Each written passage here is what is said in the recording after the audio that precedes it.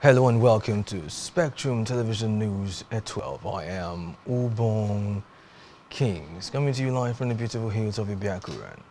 First, let's take a look at the headlines. Federal government holds electricity subsidy, confirms power tariff hike. NANS threatens nationwide protests from March 28 over ASUU strike. United Nations says one child becomes a refugee every second since Russia's invasion of Ukraine. Details of these stories and more in a moment.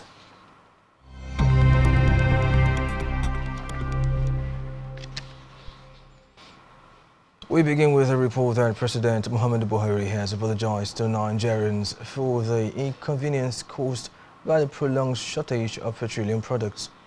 In a statement by Senior Special Assistant on Media and Publicity Garba Shehu, who noted that he was aware of the fuel shortage has placed a strain on Nigerian citizens and businesses, and stressed that relief was on the way as government is working round the clock to attend to the issue. Buhari hinted that an action plan agreed earlier is being implemented, adding that the government is working together with the Major Oil Marketers Association of Nigeria and the Independent Petroleum Marketers Association of Nigeria to address the scarcity. Speaking about the issue of power outages witnessed recently in various parts of the country, the president assured Nigerians the government is also working tirelessly to resolve the issues to guarantee sufficient power flows into the national grid. Away from that, the Nigerian Electricity Regulatory Commission has announced the removal of subsidy on power, adding that electricity tariffs were raised in the month of February. This comes as power generation companies have condemned the Nigerian Bulk Electricity Trading Company, stating that the NBET was failing in its obligations in terms of payment for power generated by the GENCOs.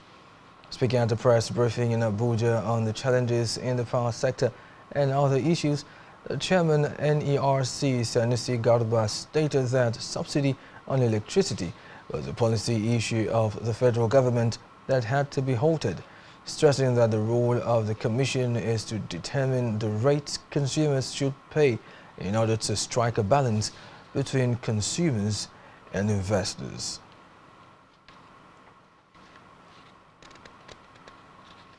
Meanwhile, the Minister of Power, Abubakar Aliyu, says the national grid, which collapsed a few days ago, has now been recovered. He disclosed this during a briefing after the Federal Executive Council meeting presided over by the Vice President, Professor Yemi Osinbajo. Aliyu said several resolutions have emerged from a series of emergency meetings held by the Power Ministry, where all stakeholders have extensively discussed the issues and resolved all bickering. The Power Minister equally affirmed that the Federal Executive Council has given approval of £5 billion to open up and expand Lagos Ogun to reinforce power supply to that region. And elsewhere, about a week after the Senate rejected the President's request to amend the recently signed Electoral Act 2022, the federal government says it will explore all available options on the law. Speaking to State House correspondents after the Federal Executive Council meeting presided over by Vice President Yemi Osinbajo at the Presidential Villa Abuja, Attorney General of the Federation and Minister of Justice, Abubakar Malami, said the government has three available options, which are asking the National Assembly for reconsideration, approaching the court, or accepting the law as it was. Malami revealed that while it is the responsibility of the lawmakers to make laws, the federal government will exploit all the available options if necessary, noting that the government had yet to decide on the way forward on the issue.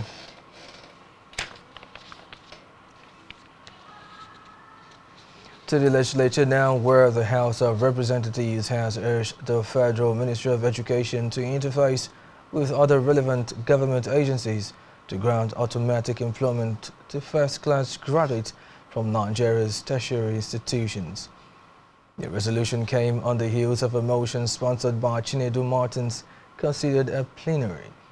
Presenting the motion, Martin said the tertiary institutions in the country produce hundreds of first-class graduates annually, with most of them roaming the streets without jobs, adding that some universities award their first-class graduates with automatic employment.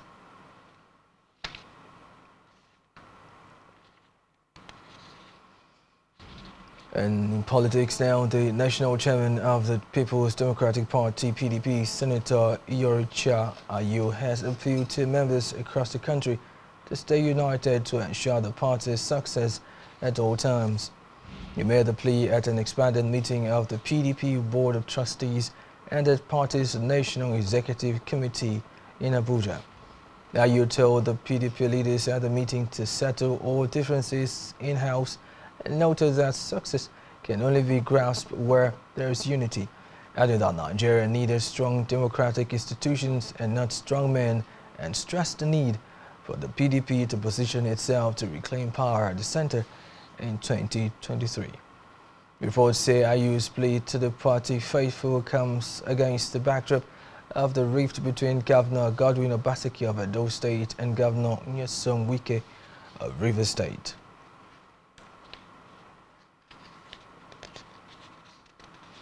In another development, the Forum of Buhari Support Group has appealed to members of the All Progressives Congress APC to unite ahead of the 2023 elections to achieve the feat of 2015 and 2019. National Chairman of the Forum, Dr. Abiso Kabir, who spoke in Abuja, appealed to the party leadership to save APC from anarchy by shunning acts that could drive and divide it. Kabir called on party leaders to avoid promoting personal interests above the interests of over 40 million registered members of the APC, and called on key stakeholders to unite behind President Muhammadu Buhari in his effort to find a solution to problems of the party.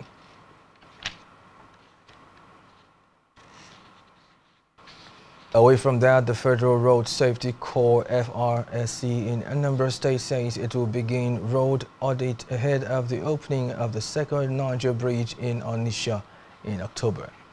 FRSC Zonal Commanding Officer Andrew Kumapai made this known in Awka during his first quarter monitoring and inspection visit to the Anambra Sector Command to assess its performance in 2021 and ways of improving on the operations in 2022. He said the road audit is part of strategies to cope with expected increase in traffic when the second Niger Bridge and International Passenger and Cargo Airport begins full operation. Recall that the federal government had announced that the second Niger Bridge will be completed and opened in October.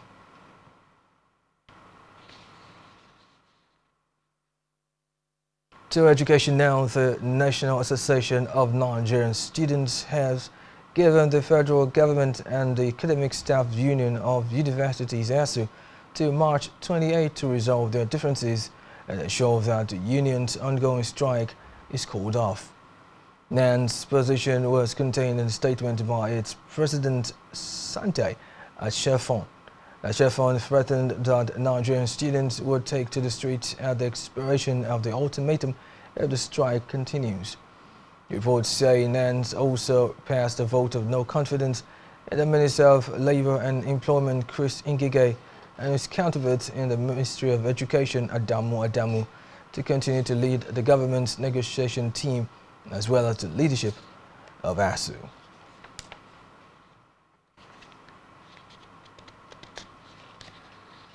In another development, a yet to be identified military man has reportedly killed a 69-year-old Philip Ajayi during an argument over 7,000 naira in Akure, the Ondo State capital. The State Police Public Relations Officer Fumilayo Odunlami, who confirmed the incident, said the police were yet to get details of the suspect to ascertain his real identity, whether he is a real or fake military man. Reports say investigations has commenced to know the identity of the suspect and arrest him so he could face the wrath of the law.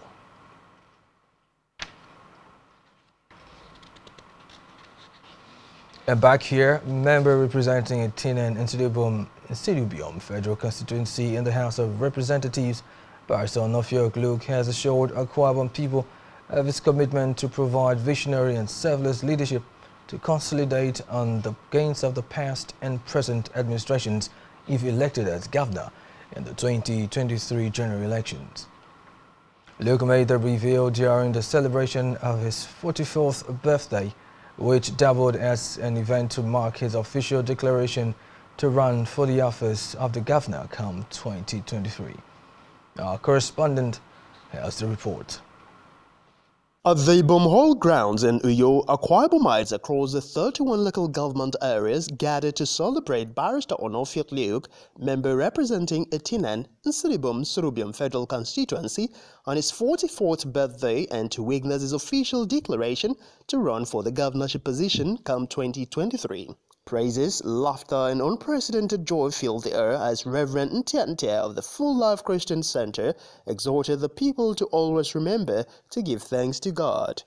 In his declaration, Luke unveiled his social contract with the Akwa Ibom people tagged Building Together and Growing Together through the Power of Conviction. Today, I unveil my social contract with you, titled Building Together and Growing Together. Dear Akwa Ibom people, we have built roads, and the infrastructure that we have built have opened up our dear state and brought opportunities. It is now time to build the people.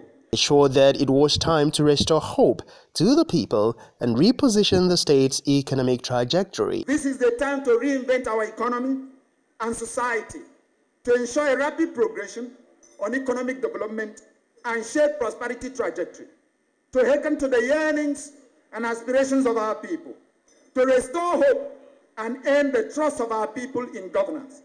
One certainty, however, is that we have the political will, the skills, and the commitment to implement all our stated policies rapidly. Also speaking, the Director General of the Amazing Grace Campaign, Honorable Modo, and the Students' Wing Coordinator of the Gold Campaign, Comrade Ryan Edo. High point of the event were cutting of Luke's 44th birthday cake and unveiling of his governorship blueprint. Prayers were offered by Reverend Ntia to the celebrant. Francis Edit, Spectrum TV News.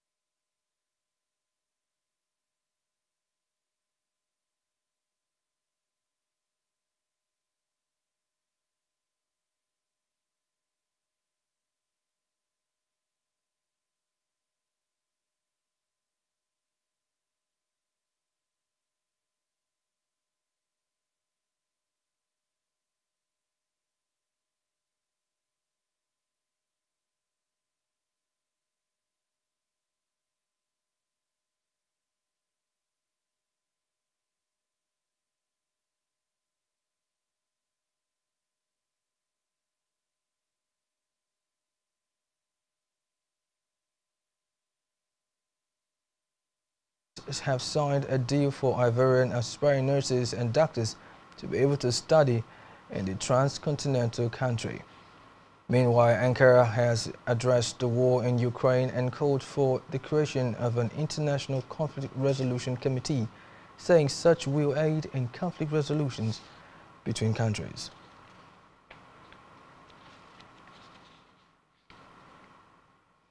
On the foreign scene, the United Nations Children's Fund says one Ukrainian child becomes a refugee almost every single second since the war started on February 24, 2022, noting that as of March 15, over 15 million children had fled the war-ravaged Ukraine. UNICEF noted that displaced children are at heightened risk of violence, exploitation, and abuse, while displaced women and girls are at risk of gender-based violence when sheltering or seeking asylum. Speaking at a press briefing at the Palliers des Nations in Geneva, UNICEF spokesperson James Elder said since February 24, scores of children have been killed in Ukraine and many more have been injured. Meanwhile, 22 trucks with 168 tons of supplies that include midwifery kits, surgical kits, obstetric kits, oxygen concentrators, cold boxes, blankets, water clothes, water sanitation and hygiene kits, dignity kits, early childhood education kits and adolescent kits has arrived Ukraine. And still to come in the news. Eyes on Aubameyang as Barcelona face Galatasaray in second leg tie. Do stay with us. Glad to have you rejoin us on the news. Now to the rest of the stories. On our business news, the United Kingdom government says it will remove COVID-19 international travel restrictions for all passengers starting from Friday, March 18, 2022. This was disclosed in the latest update published on the UK government website. Transport Secretary Grant Shapps said the UK was leading the world in removing all remaining COVID-19 travel restrictions, noting that the announcement is a testament to the hard work everyone in the country had put in to roll out the vaccine and protect each other.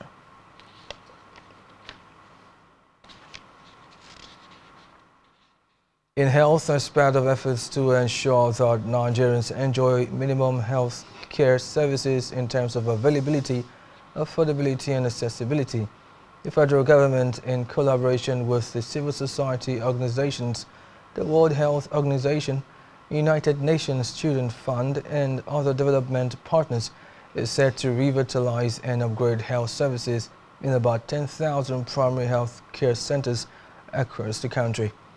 At a briefing in Abuja on the upcoming Primary Healthcare Summit on March 24 and 25 this year, the Minister of Health, Dr. Sage Ihanire, explained that the summit will seek to gain domestic funding for primary health care services revitalization and secure the commitment of government at the national and sub-national levels and other relevant stakeholders in the health sector.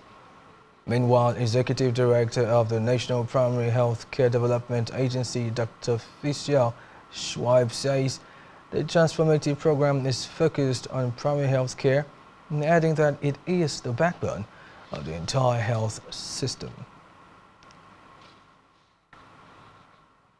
The Nigeria Center for Disease Control, NCDC, says the country recorded 91 new confirmed cases in the last 24 hours from 8 states and the Federal Capital Territory, making the fresh cases Lagos 32, the FCT 24, Ekiti 22, Rivers 6, Delta 2, Jigawa 2, Kaduna 1, Oyo 1 and Plateau 1. To date, 255,092 cases have been confirmed, 249,457 discharged and 3,142 deaths have been recorded in 36 states and the Federal Capital Territory. And in sports, following the elimination from the Champions League, FC Barcelona intends to win the small European Cup, the Europa League. Reports say to win the Europa, coach Xavi counts on his Gabonese striker Pierre-Emerick Aubameyang, who arrived in January from Arsenal. adding that the player has succeeded in his debut with 6 goals and 9 appearances. Describing Aubameyang's goals as a gift from heaven, Coach Xavi said he is the fatal weapon the Turks hope to help them achieve a feat after the 0-0 brought back from Catalonia.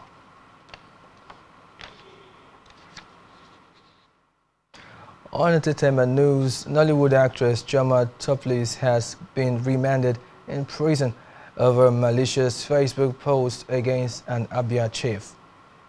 The movie star was remanded at the Nigeria Correctional Center, Afara, by a magistrate court sitting in Umuahia, Abia State, over defamation. Reports say the actress is being accused of using her Facebook page to make defaming comments against the chairman of Abia State Traditional Prime Minister's Council, High Chief Uche Akukugbegu, adding that Toplis is to be remanded in prison as the case has been adjourned till April the 14th, 2022. And that's the size of our package for you at this time. Do ensure to follow us on social media and subscribe to our YouTube channel, all of which you can find on our website at www.SpectrumTv.ng. You have been watching Spectrum Television News at 12. I am Ubon Kings. Do have yourself a wonderful afternoon.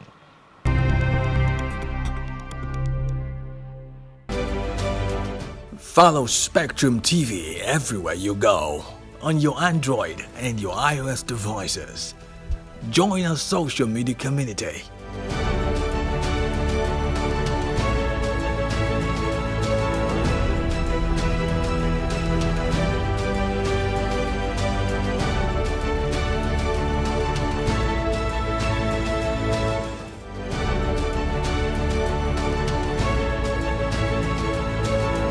Like us, follow us, share, comment on our post, and let's get interactive. And do well to visit our website at www.SpectrumTv.ng. Now you have no excuse not to be connected to the first privately owned television station in the Aqua Cross region. Spectrum Television. Broadening your horizon.